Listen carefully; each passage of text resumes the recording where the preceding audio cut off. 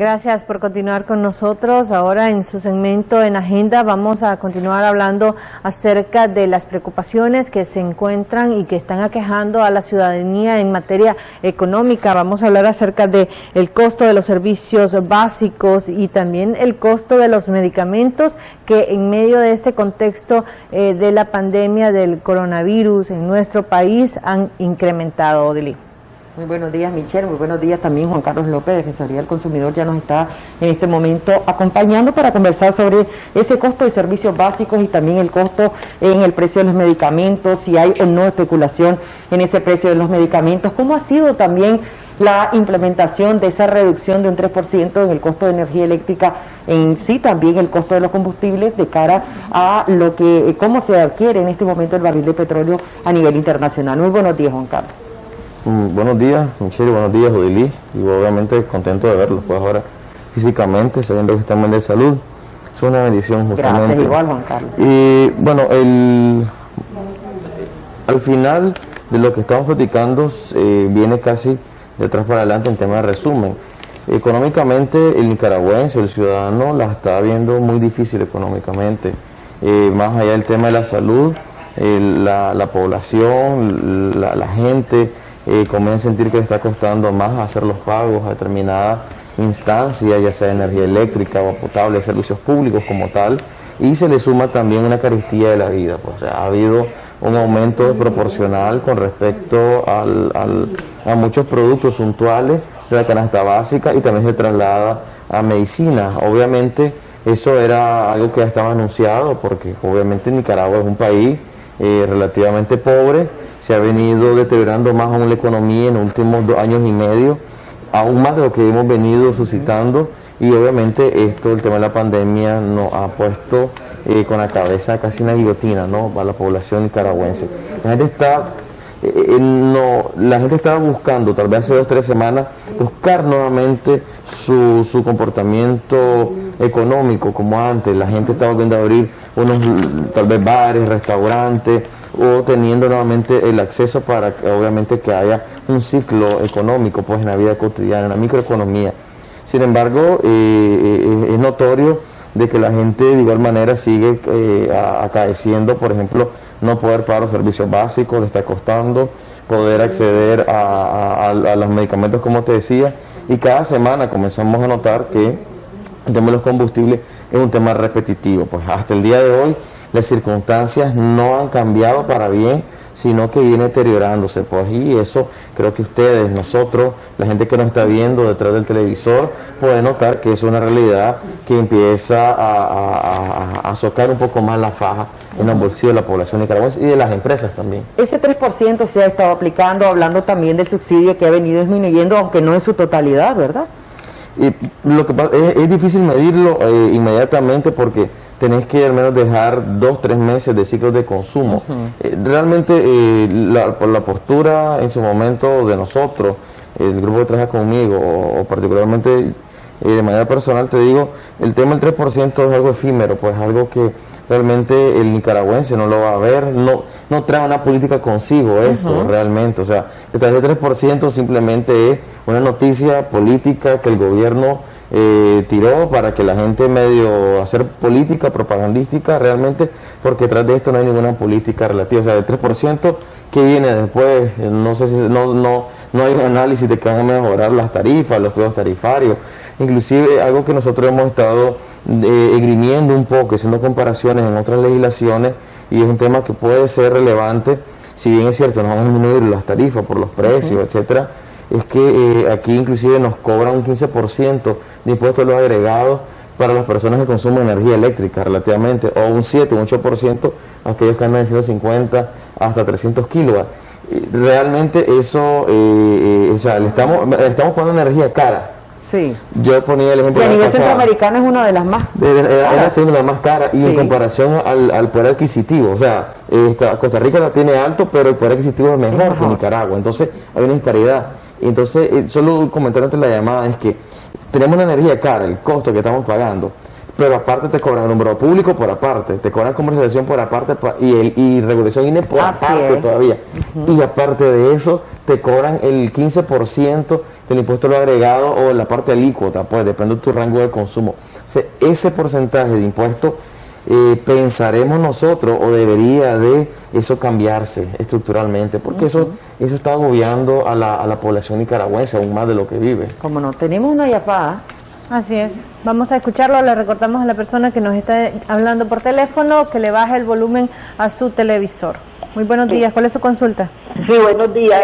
La consulta que hago yo es que a estos sinvergüenzas le están bajando el 3% a la energía, pero le están subiendo los kilovatios sin gastar, porque por lo menos a mí me salió el mes pasado 6.000, según en el estado que ellos tienen 6.303, pero ya en ese me sale 6.384, significa que son 81 kilovatios, son 3 kilovatios más, donde no tenemos gastos nosotros, solamente vivimos 2 de la tercera edad, que son jubilados, y todavía me están poniendo más alteración. Como le digo, no tenemos gastos, esta es una sinvergüenzada. Esto no tienen que ponerse una máscara para asaltar, si nos está asaltando al pueblo. Muchas gracias por llamarnos. En el caso de los jubilados, Juan Carlos. Sí, bueno, los precios de los jubilados ha habido, sí, en general, reducción al subsidio que tenía porcentualmente. O sea, hablemos rápidamente. El subsidio antes teníamos un 52%, todavía en el año 2018. Y cuando 2018, 2019, 2020 se ha venido reduciendo a un 34%, un 25%. Estás hablando que el 52% tenés casi un 12%, 15% promedio.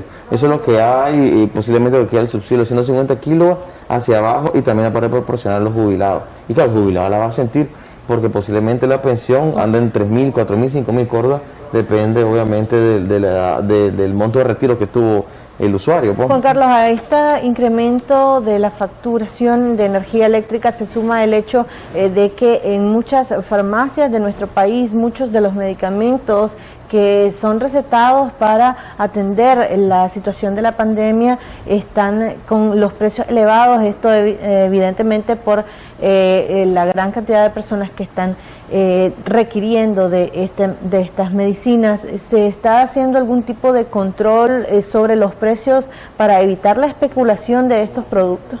Bueno, justamente el encargado de hacer control, creo que ellos hacen un informe semanal, entiendo, que es el MIFIC, y en base al tema de la importación está reportando con respecto a los precios. Claro, sí es probable, o sea, da una probabilidad, porque honestamente nosotros no hemos dado la tarea de hacer un análisis completo, sería mentirle a la población, pero sí es real que ha habido aumento, al menos en los productos suntuales, por ejemplo, ibuprofeno, productos que son antibióticos. Los que tienen más demanda, más demanda, claro que sí. Y eso, inclusive aquellos que son para inmunizar o aquellos vitamina C, obviamente el precio ha aumentado. Hay un mercado de ocasión, hay una mayor demanda, entonces la oferta de ellos están aumentando, las farmacias para defenderse. Tenemos realmente una llamada, Juan Carlos, en este momento. Muy buenos días, adelante, ¿le escuchamos? 22-22-7808, las personas que nos quieran marcar en este momento, con muchísimo gusto, pues Juan Carlos López está atendiendo esa llamada. En relación también a la especulación de los precios en algunos medicamentos, que se decía al inicio que las fronteras estaban cerradas y por eso no estaban ingresando algún tipo de medicina. Ahora, ¿cómo está? ¿Han hecho algún tipo de sondeo, algún tipo de consulta? ¿Hay precios que se han mantenido, hay precios que no? Mira, el abastecimiento ha mejorado, hay buen abastecimiento realmente. De hecho, hubo un momento donde se había como denunciado, puesto en evidencia, de que había medicamentos o productos que realmente no eran originales, pues de la fábrica o del laboratorio. Sin embargo, estaban haciendo su negocio, muchas farmacias. Eso aparentemente Perdón mejoró. Que te corte, tenemos una llamadita y no queremos que se nos vaya. Buenos días, adelante, le escuchamos. Buenos días. Bienvenida. Vean, nosotros tenemos el mismo problema, somos de Estelí, ¿verdad? Tenemos siempre, todo el año, y siempre la luz nos ha venido de 120, 190. Sí. Ahorita, pues ya salió de 1.500, 1.700 y no tenemos ningún electrodoméstico nuevo. Lo mismo estamos usando y ya nos dispararon el recibo. ¿Han hecho algún tipo de reclamo en este momento? Sí, fuimos, lo metimos a reclamo. Nos dijeron que no había nada que hacer, vinieron a inspeccionar y que lo habíamos gastado, cuando nosotros sabemos que no es así. ¿Se puede incrementar el consumo a este punto? Pudiera ser. Ok, antes que me crucifiquen, el sentido de que pudiera ser, en el sentido de, no justifico que la empresa esté haciendo eso, pero pudiera tener una tendencia. Recordemos que energía eléctrica en un hogar, el sistema eléctrico o un aparato puede colapsar en cualquier momento. Es como un vehículo, andas tu vehículo, en cualquier momento puede dejarte funcionar y empezó a dar unos problemas y no te vas dando cuenta. Sí. Pudiera ser una opción, porque hay muchos factores en el sector eléctrico, en las viviendas, etcétera. Algo puede estar dañado. Sí, ahora, en el caso de que realmente no sea ella el problema, o en su casa no sea el problema, como preguntaba Michelle, si es posible, algo que sí, más que recomendación, el usuario está obligado, y insisto nuevamente, no la organización de consumidores, el usuario está obligado a pararse frente a su medidor todos los días, al menos una vez al día, a leer su medidor. Nosotros hemos ganado casos donde demostramos con fotos, porque el usuario ahí sí le pedimos que tome fotos, anote el día y vamos, porque determina que, por ejemplo, le llega la factura, tiene una lectura del medidor, inclusive la lectura del medidor en la factura ya había sobrepasado lo que estamos viviendo el día, ¿me explico? O sea, la lectura en ese día ni siquiera había pasado. Sí, porque ahora ya ni papelito te dan. Claro, entonces, y aunque sea papelito, uno le puede creer todo. Entonces, si usted siente que le está aumentando su factura, haga un esfuerzo, párese frente al medidor y haga su lectura diaria de 24 cada 12 horas. Y usted se va a dar cuenta también si en realidad hay factores que realmente, rápidamente vos le mostrás a la empresa de Disnorte que hay fraude.